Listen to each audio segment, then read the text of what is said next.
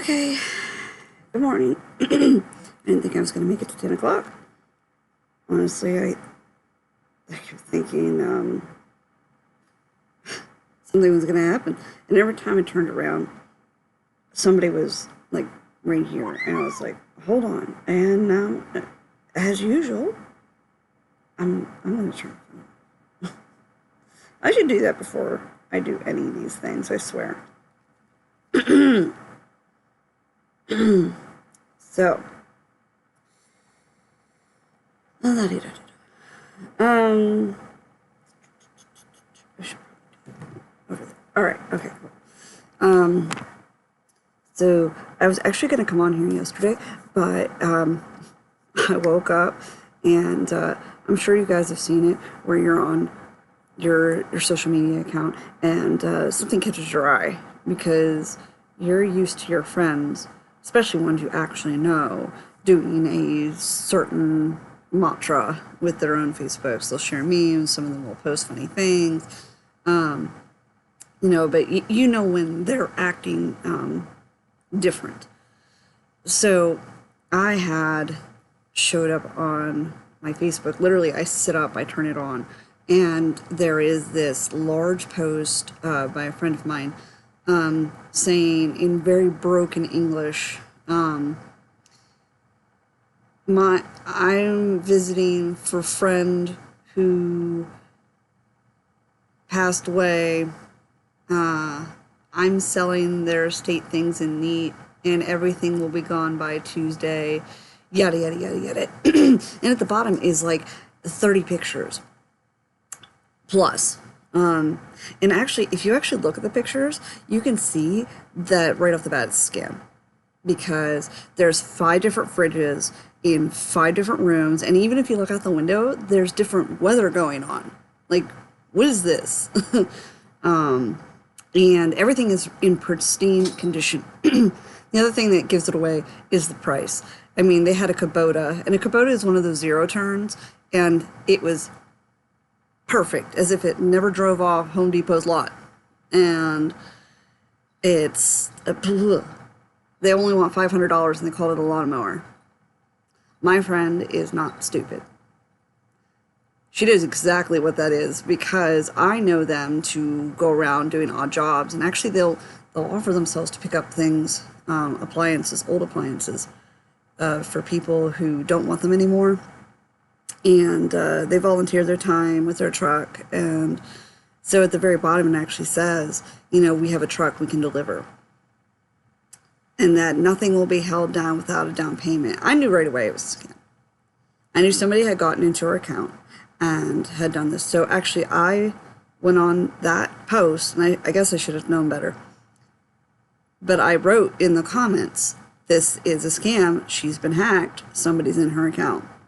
I hate the word hacked. I'm going to tell you why, because there's not really a hack anymore. It's literally they just figured out your password. So nobody got in here and had some fancy program to let's figure out how to get in here. No, they just figure out your password, which is why a lot of places will encourage you to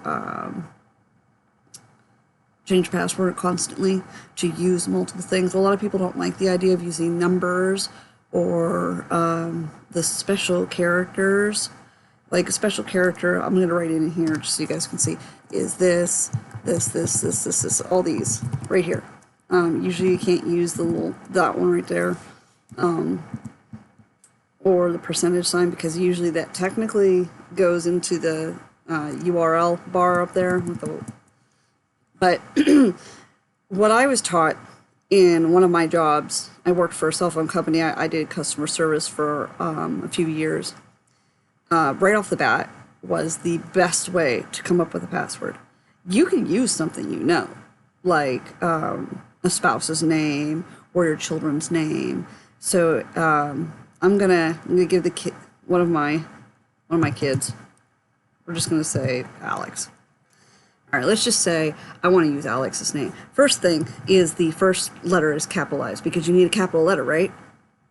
And then what you do, you should take that L and you turn it into a 1.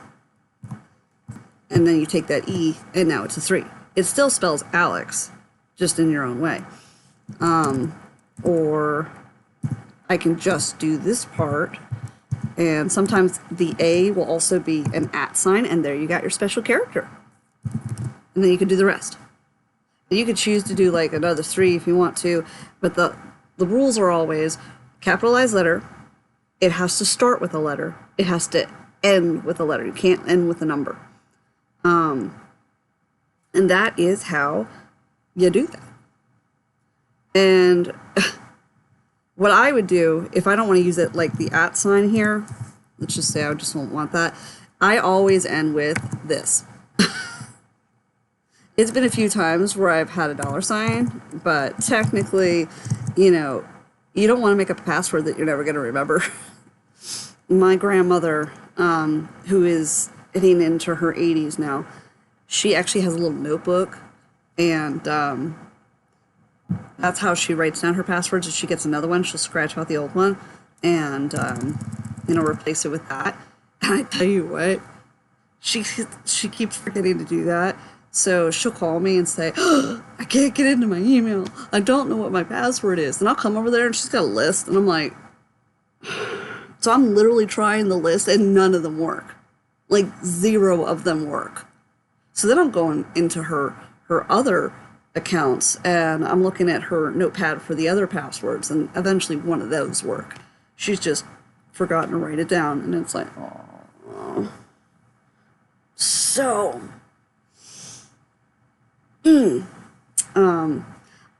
after I wrote that message on my friend's thing, my comments were deleted and I was blocked by the scammer.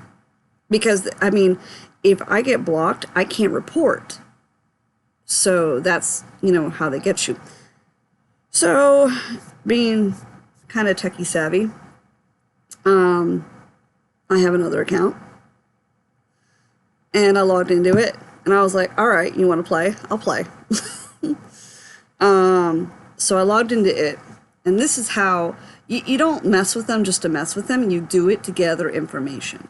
Because there are websites out there that you can report scammers to. And I'll show you what they are here in a second. But I wanted to know how they're getting payments. I wasn't going to give them any money, but I wanted them to give me the accounts that they were using to collect payments. So I started with asking about this chicken coop, and I kid you not, it was like custom, pristine, not a drop of dirt on it. And I was like, okay. So I literally just sent them a message, how much for the coop? And they're like, $200. And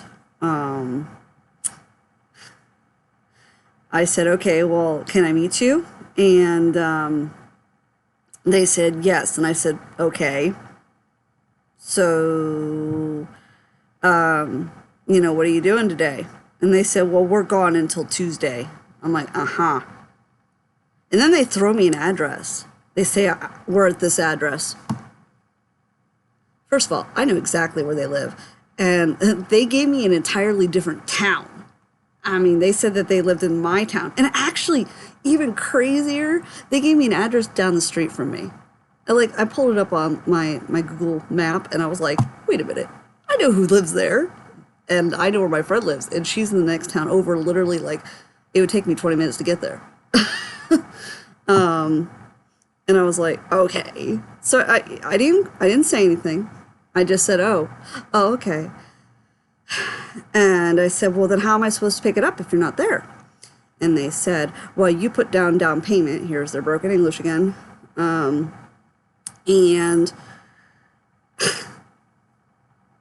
we will hold it till Tuesday, and then you come get it. And I'm like,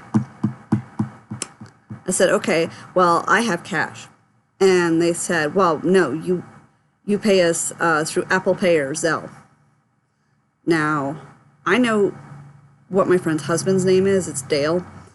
And so I knew it wasn't her. So, I made up a scenario, and I said, oh, but I have Dale's information. Why can't I just send it to him? Because, he's given me his information before. How about I just send him the money? And they said, no, don't send it there. Don't send it there. No, you send it where we tell you to do. And I was like, First of all, we. Second of all, huh? And I just said, okay, where do you want me to send it? And they said Apple Pay or Zelle. And I was like, either one. Because I wanted both, frankly. I wanted to know where both of them came from. And so they said, well, which one you want first? And I was like, okay, let's go with the Apple Pay. And if that doesn't work, we'll use the Zelle. And they said, okay. So they gave me this number, and it was a 312, and it said that location when I Google 312 area code. And just so everybody knows, whenever you see a +1 at the beginning of any phone number, that means it's a US number. If you see a +9, that's British. That's the UK. So that plus number right in the beginning tells you exactly what country they're from. just so you know. So if you're ever curious as to know where a person is that's calling you, and you see that wild like 32 at the beginning, you're like, what is this giant number on my phone? That's another country. That first number or the first two numbers are what? It's the country code. I mean, we're so used to, you see the 1 on the television, but you don't really know what 1-800 actually means. 1 means US. So now you know. And so I saw +1 and then 312. So I typed that into, my handy dandy Google and said, what is 312? Where is that location? And it came back as Chicago. And I was like, we're in Pennsylvania. So I let it go. I waited about 10 minutes. And then they sent me a message, you send money? Send us photo for confirmation. And I was like, okay. And then I told them, I don't know what's happening. It's just not going through. Can I have the Zelle, please? Maybe we can try that. And they said, okay. So they gave me another one. Now it's +1765. And I looked that one up. And it is in Indianapolis. And I was like, uh-huh. I've actually traveled through both cities. There is a good couple hours in between them. I'm like, where'd you pull these numbers out of? I mean, honestly, this is the problem sometimes. In order to use these P2P, peer-to-peer, is what they would call them, accounts, which would be things like Apple Pay, Facebook Pay, Zelle, Cash App. Most of them will use any country, but they'll less strict on the U.S. If you say you're from like Iran, forget it. You got to jump through hoops. So there are apps out there that allow you to ghost your phone number. And what I mean by that, I shouldn't even say the word ghost. It's an old term that my area used to use. Spoof or fake your phone number. So when you call, your number actually doesn't show up, somebody else's does. And it's usually a number that's not in use or hasn't been in use in a long time, because when I worked for my cell phone company, when somebody would give me a phone number and they wanted to know where it came from, I couldn't tell my customer who was calling me who the number belonged to, but I could tell them if it was from our company or from somebody else's.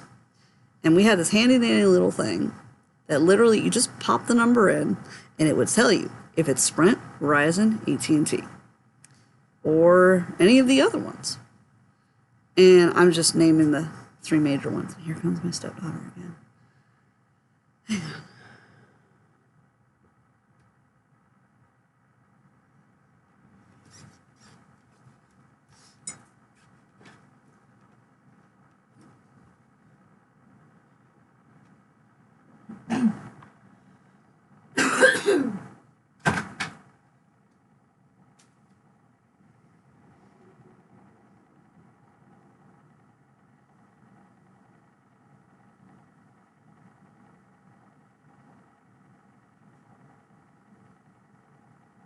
She brush her teeth. I was like, why did she leave one bathroom upstairs just to come down to the other one? So confused. Okay, so anyway.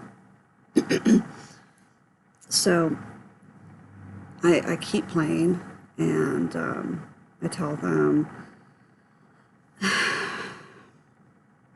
basically, I lost my train of thought. Okay.